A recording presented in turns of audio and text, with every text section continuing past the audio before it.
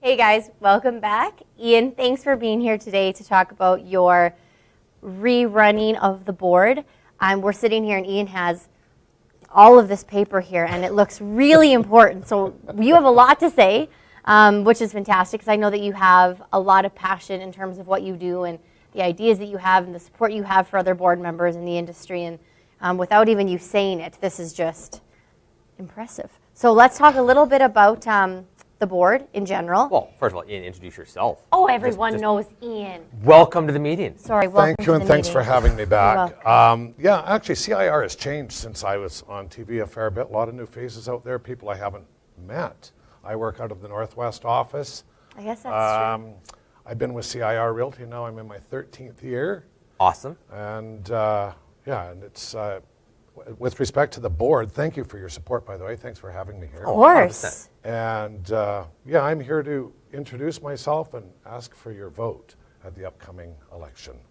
Absolutely. Actually, both myself and, as many know or will know, Margaret Neff is also going to be running with me, or running from CIR. Absolutely. There's a huge host of, we don't know how many nominations there were. We'll find out later today. That'll be announced. But we know that the few seats that are coming open, there's a lot of people going after. There is, hey? There is. So we need local support. Actually, I'll take all the support I can get, local or otherwise. You know what's cool about that is I got to say, because I know that the longest time CREB was begging people to try to come into leadership, and they've done a good job by creating leadership courses. They've brought awareness to it. You guys, I've seen more people, this board that's here today and in the last couple of years has been way more engaged about being out there with the people as well. And maybe it's because you're in as well, so we get that firsthand approach. But I know that there's a lot more people who are aware of it and are participating. Well, the board of directors is probably more visible, I would say, than has been for years. Right. And that's, again, leadership. And the board of directors, we have a leadership. Every few years, we do a strategy plan and alter some things. Times change, so we have to adjust things. So we are getting out. There's more messages coming from the board, as well as messages coming from CREB. So Which is so great. Yeah, absolutely. Let's start with Kirsten and kind of segue us in there. The board itself, compared to the CREB management staff, how does it all work together? There's a lot of confusion about that. I think there is too. And the board is very separate. The board, being the board of directors, is separate from the Calgary Real Estate Board in that the CREB, we'll call it, CREB gets everything done. They're the people that prepare it, they deliver it, they're the people you interact with.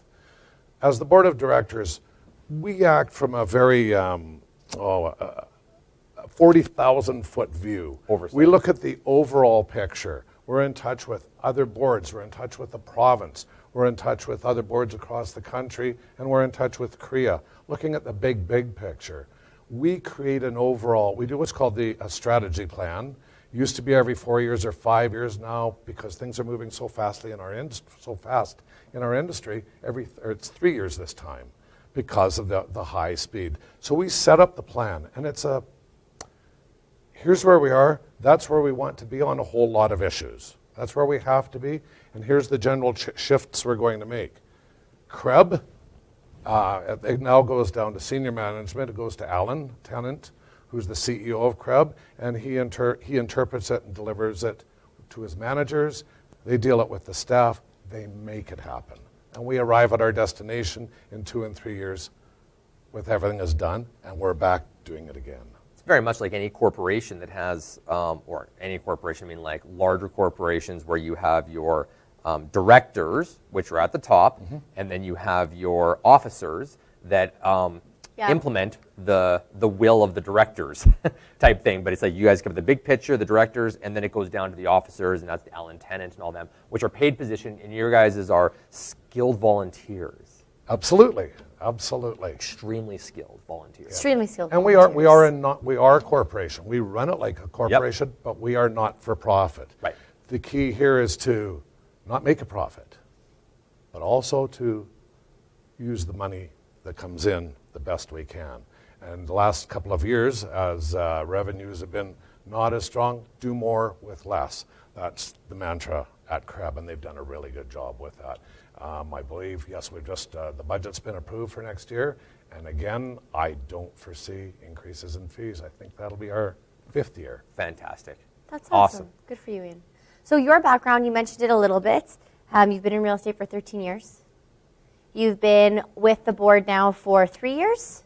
I actually came on in a by-election. Somebody left the board 2.5 years ago, so there's that automatically triggered a by-election. I ran and I won that election, but I only had 6 months left. The terms are 2 years, so I finished off my first term was only 6 months long, while all the others on the board had the full 2 years. So I immediately re-ran. I did win at that election and held my seat.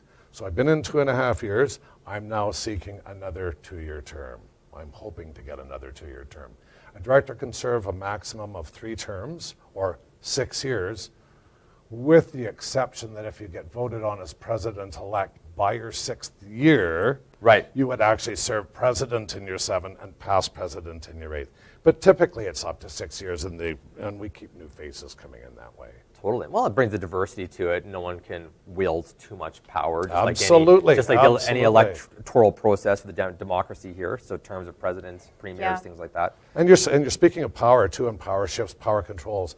It's there's already policy in place to ensure there's only so many persons allowed from any one brokerage. Right. There's only so many persons allowed from any one brand name. Yes.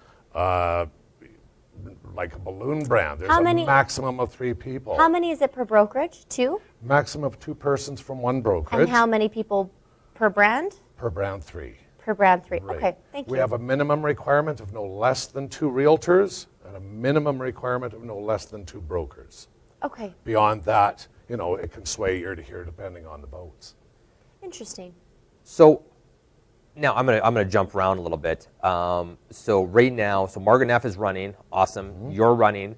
We're the only ones from Independence. Is that the case, or have we heard about more? Has been for a number of years. Yeah. Again, I haven't seen the nominations this year, but the board is usually the bigger names out there are the ones that are usually, they have more people to put up. They have more brokers. That's right. They have more realtors. They stand behind them. Now, CIR has stood behind me. Really, really huge support for the last 3 years. Well deserved. And again, thank you. I hope that continues. It's not critical. We are not partisan on the board. It doesn't matter really what other brokerage is there, but we have to keep a balance, more for optics. Yeah. But we across the table, we have discussions, we agree, we disagree. In the end, we always come to consensus. Well, and you guys have a fiduciary duty to do what's best for the board and best for the members. Best for the members, yes. Yeah. Which is a co-op. Regardless of how it looks in the end result of some of the things we vote on, et cetera, the members are always, they're top of mind. They're foremost. That's our mantra. One of the things I love about having you on the board, and hopefully yourself and Margaret moving forward, is it's not that you are extremely ethical. You never leak information. We don't get information, nothing like that. But there's so much communication out there, and yes, CREB sends their emails, and yes, they do their bulletins, but unless it's completely top of mind for you, we don't necessarily get it as quickly as we should. So if there's something really important, it's wonderful having people in the brokerage, because you'll come to us and you'll say, I'm not too sure if you've seen this, but I think that it's really important, and that might be great for an upcoming meeting or whatnot. So you really are great at keeping us in the loop with what's coming up, what's important, and then we can do a better job of distributing that information to our realtor. So I think having some people within the brokerage on the board is super beneficial for all of our agents. I couldn't agree more. Yeah. So let's dive in a little bit about what's coming up from the board. What's top of mind right now from CREB? What's going on out there?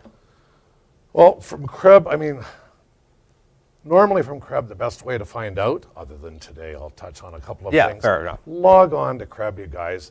We have the same number, typically log on, and it's a small portion of the membership that actually logs on with any regularity. Right. Yes, there's emails go out, but you have to log on. Spend 5-10 minutes in there every week. You guys do this program, which is an hour of fabulous information, always. Well, CREB does the CREB chat, the CREB talk, all that stuff is online. So huge source of update. At CREB right now, well, the election's top of mind right now. That's got staff, that's got everybody buzzing about, because there will be changes coming up. Also, and just to diverse from that, the other big one at CREB is NARA's coming up next week. Right. The National Association of Realtors Convention. That carries anywhere from 20 to 40,000. Actually, 17,000 is the least I think I've ever seen. That was about 10 years ago. Yep. And this year we're expecting about 20, but we've had up to 40,000 realtors. Wow. We attend, it's always in an American city. This year it's going to be in Chicago, which is the Windy City in November. That'll be interesting. As long as I get my luggage there, I'm okay. Yeah, exactly. So we're there for a week, and we'll be meeting there with mostly Americans, but a lot of Canadians are going down, both realtors, and this year And board leadership. From across the country. A lot of board members going Yeah. down. There are some whole boards going down. Our whole Calgary contingency is going down. We've got a number of meetings specifically set up this year where we'll be meeting with some of the other Canadian boards. We're shaking some stuff up. We're talking like we've never talked before. You know, there's so many, and I know that one of Ian's mandates is until it's public knowledge, he can't even disclose it to us. But what's happening is that he'll be like, Lindsay, it's public knowledge right now, and will call me, and Exactly. it's like first to know, which is great. And you've done a great job of that. But, you know, talking to the other real estate boards out there from across the country, there's so many different topics between like data usage and board setups. What's happened in BC with the shakeups of like amalgamating boards together and Saskatchewan. So these are huge topics, and we don't need to be the leaders on many things. Like we are the leaders, but I mean you can look to other marketplaces where these developments have happened already, and we can sort of get a window into the future a bit by connecting with these people. Absolutely. We do connect with those. Actually, those exact conversations, since appreciate those that. have happened, and we've had some discussion on them. There was another one in Ontario very recently. There's been more amalgamation into the Toronto board. It just grew substantially. And we talk to those people. How is it working for you? What are the disadvantages? Where's the realtor win-win? Yep. Is it is it right?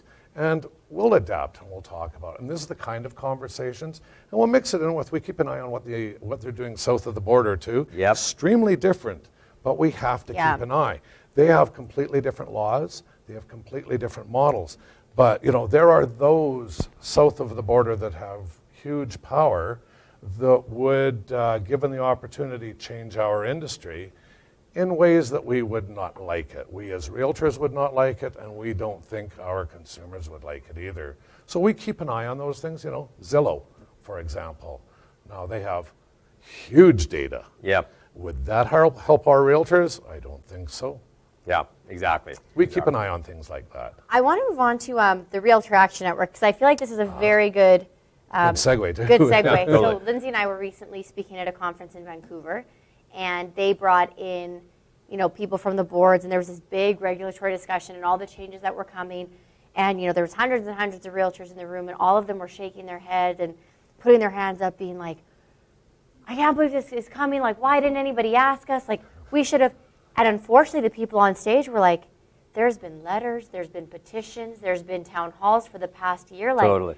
I'm sorry if you didn't check your email, but it's pretty important if you're passionate about this that you read what we're putting out there and you put your hand up and you say something." So I think this Realtor Action Network, for us, if there are changes that are coming, it's probably pretty good for people to be aware of this because it's the only way you can really let your voice be heard.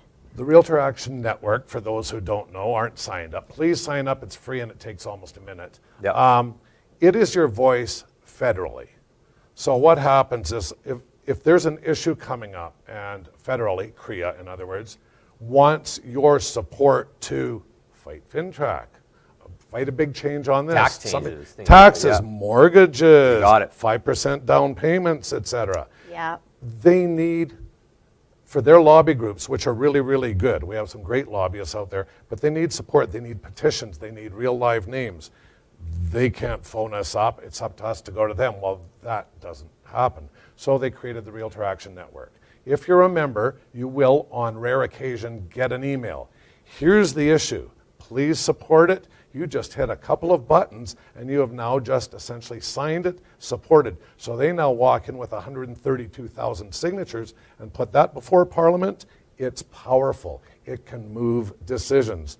But now, I mean, we've got, honestly, I don't remember how many members there are we call it RAN, or the Realtor Interaction Network. Yeah. We need more. The East is pretty well covered.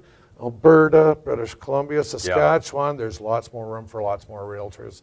It gives you a say, it gives you a voice, and it's about us. And it's so easy. You get an email, you hit the button, and it says, great, your vote's been logged, Pretty your much, members, yep. your Pretty much. It's MLA that will be easy. notified, or your Just MP. become a member. Yeah, yeah. I just want to give a really quick shout out here because I have a very distinctive moment where we had a board meeting, a town hall, it was a vote, or a CREB annual general meeting, and we're sitting there, and I mean, some of the topics are boring. We are changing this wording to this, to who, can I second that, blah, blah, blah. And that's great. I love it when it's boring stuff, because when the exciting stuff happens, that means that it's change and there's going to be a shakeup. But I remember sitting there, and I remember seeing Karen Jardine, and I remember looking over and looking at Karen and being like, what are you even doing here? Like, what is it? And it, you know, she cared enough to come to this mundane thing, had very educated opinions on stuff, and I was just like, yeah.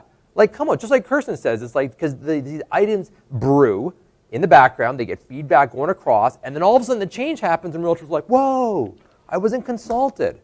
So kudos to Karen, and and yourself as well for continuing bringing these to our attention. I know that realtor engagement is the bane of people's existence at the board level and things like that. So to be an ambassador for that is huge, I think.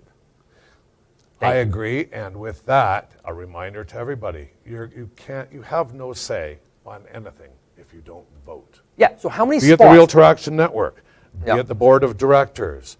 Exercise your votes. Have your say. Let's bring this together at the end here. How many spots are opening up? What are the voting dates? Give us the details. Voting opens on today. It's announced how many nominees there are. Okay. Voting opens up on the 9th. Perfect. I will be down in Chicago for that, but We'll carry your torch for you. Absolutely. it runs until the 16th. Okay. Get your vote in prior to that. I believe, if it hasn't changed, every member gets 3 votes.